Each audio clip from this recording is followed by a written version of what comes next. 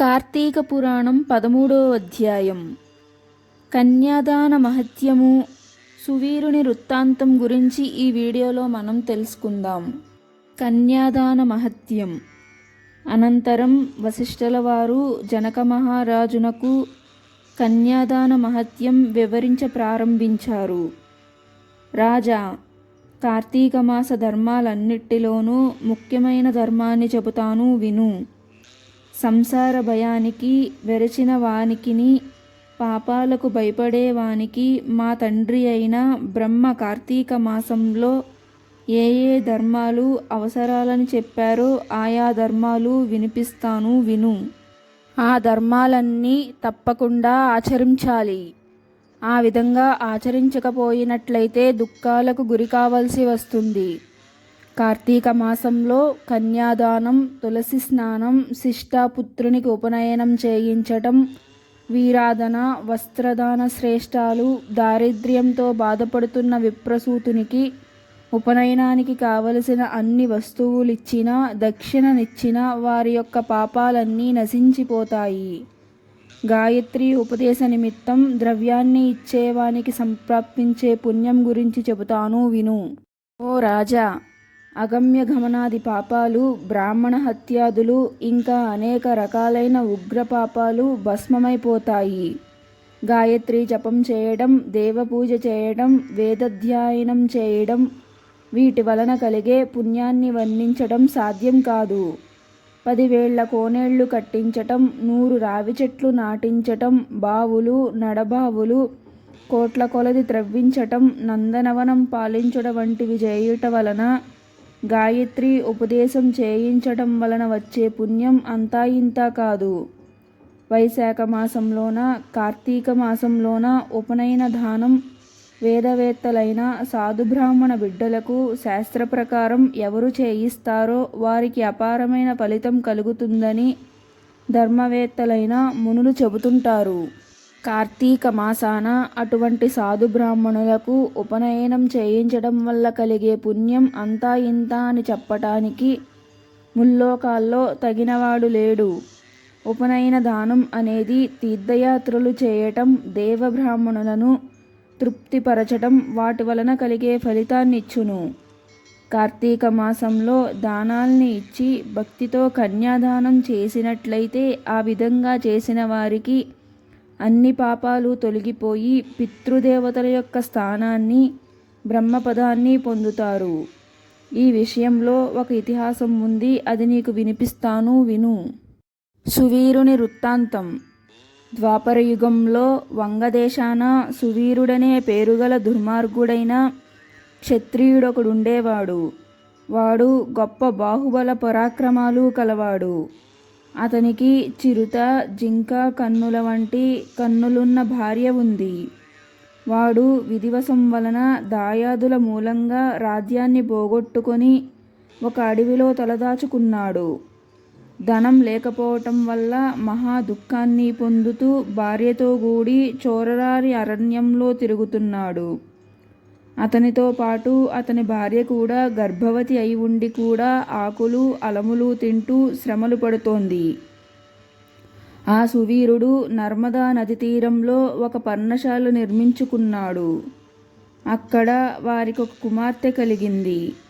సువీరుడు తాను పూర్వం చేసిన పాపాలను తలుచుకుంటూ ఆ బిడ్డను పెంచుతున్నాడు. ఆ బిడ్డ పూర్వ పుణ్యం వలన రూపలావణ్యశాలి అయి చూసేవాళ్లకు కనుల పండుగగా చేస్తుంది. ఆమె దినదినాభివృద్ధి పొందుతూ యుక్త వయస్కురాలయ్యింది. రూపలావణ్యాలతో కూడిన ఆ కన్యకొక మునికుమారుడు వలచి తనకిచ్చి పెండ్లి చేయమని సువీరుని అడిగాడు. దానికి సమాధానంగా సువీరుడు, ఓ మునిపుత్ర, నేను ధనహీనుణ్ణి.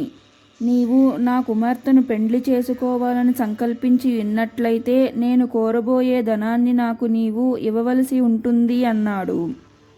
అది విన్న మునికుమారుడు అతనితో, రాజా, నా తపోమహిమ వల్ల నీకొక రమ్యగృహాన్ని ఇస్తాను.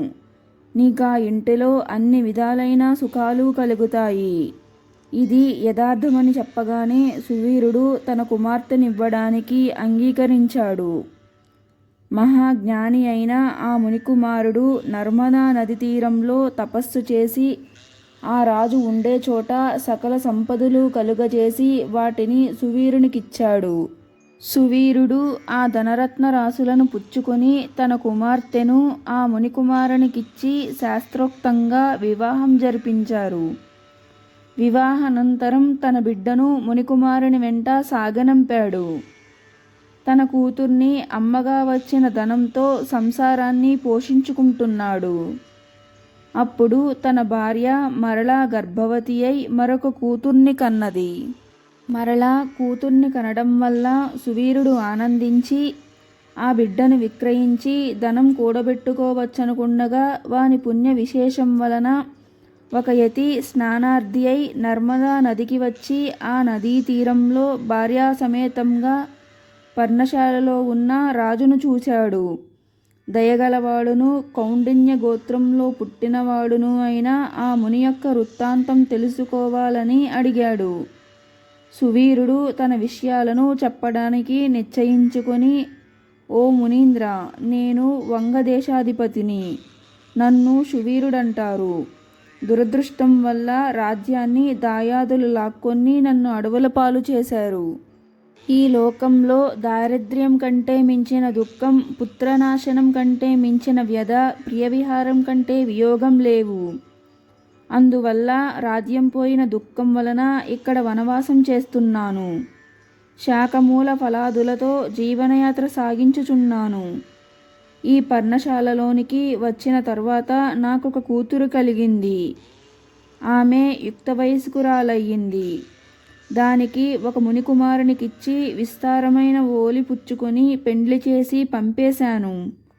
ఆ ధనంతో ఇప్పుడు సుఖంగా జీవిస్తున్నాను అన్నాడు.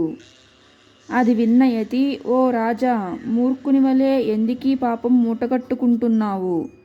కన్యా విక్రయం వలన లభించిన ధనంతో జీవయాత్ర సాగించిన వాళ్ళు అసివ్రతమనే నరకాన్ని పొందుతారు. ఆ రకంగా సంపాదించిన ధనంతో దేవర్షి పితరుల్ని తృప్తిపరచాలని చూచేవారికి జన్మ జన్మలకు సంతానం కలగకుండా ప్రితాదులు చేస్తారు. కన్యా విక్రయపు ధనంతో జీవింపగోరేవారు రౌరవాది సకల పాపాలు పొందుతారు. అన్ని పాపాలకు ప్రాయశ్చిత్తం ఉంది. కానీ కన్యా విక్రయశీలునికి ప్రాయశ్చిత్తం ఎక్కడా విధించలేదు. కార్తీక శుక్లపక్షములోని రెండవ కూతుర్ని హిరణ్య జలపూర్వకంగా ప్రకాశవంతుడు, తేజోవంతుడు, ధర్మశీలుడైన బ్రాహ్మణునకు దానం చేయి.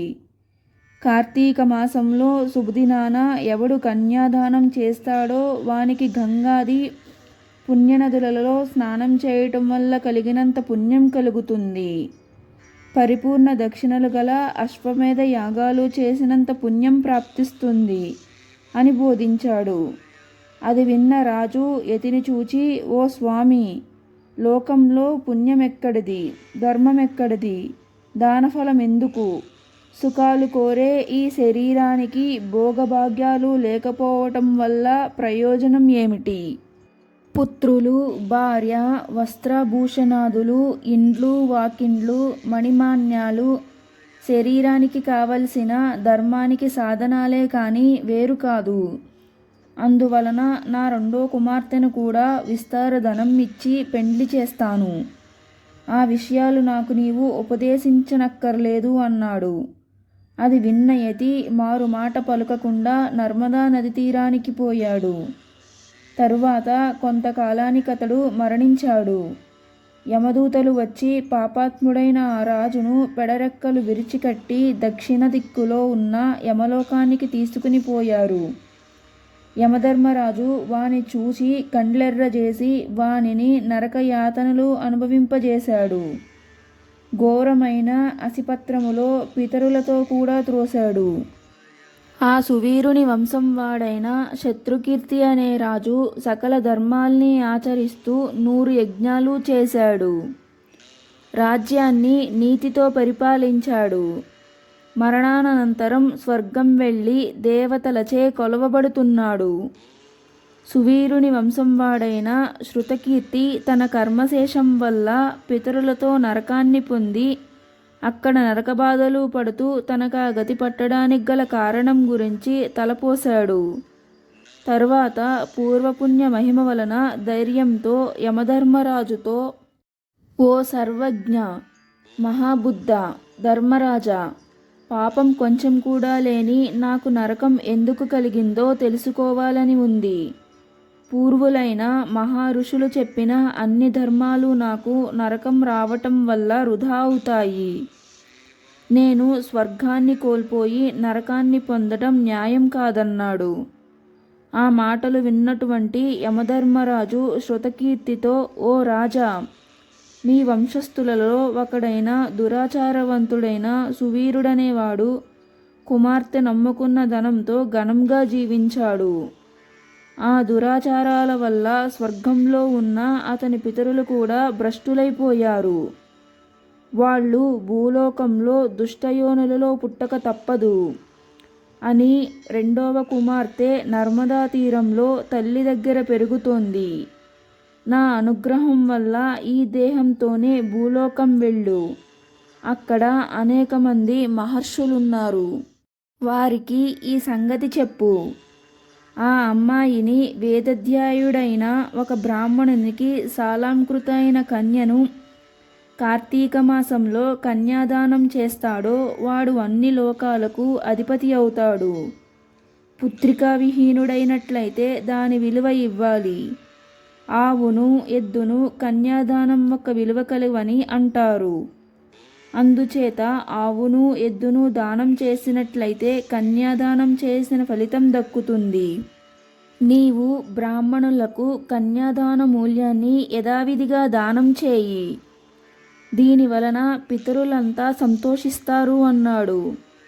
శృతకీర్తి దానికి అంగీకరించి నర్మదా నది తీరానికి వచ్చి ఆ రాజకుమార్తెకు కార్తీక మాసంలో యథావిధిగా వివాహం జరిపించాడు. ఆ పుణ్యప్రభావం వలన యమపాశాన్నుంచి విముక్తి కలిగి స్వర్గాన్ని పొంది సంతోషంగా ఉన్నాడు. ఆ శృతకీర్తి కన్యాదాన మూల్యాన్ని 10 మంది బ్రాహ్మణులకు దానం చేసి ఉండడం వల్ల అతని పితరులంతా తక్షణమే పుణ్యలోకాలు పొందారు. కాబట్టి ఎవడు కార్తీక మాసంలో కన్యాదానం చేస్తాడో వాడు బ్రహ్మహత్యాది సకల పాపముల నుండి విముక్తి పొందుతాడు. వివాహ నిమిత్తం కన్యాదానం చేసిన వారికి కలిగే పుణ్యం అపారంగా ఉంటుంది. కార్తీక వ్రత నిష్టగల వాళ్లకు విష్ణు సాయుధ్యమును, లేని వాళ్లకు రౌరవ ప్రాప్తి తప్పవు. ఇది శ్రీ స్కాంద పురాణాంతర్గత కార్తీక మహత్య మండలి 13వ అధ్యాయం సంపూర్ణం. ఈ వీడియో మీకు నచ్చినట్లయితే లైక్ చేయండి అండ్ మరిన్ని ఆధ్యాత్మిక విషయాల కోసం మన ఛానల్ని సబ్స్క్రైబ్ చేసుకోండి.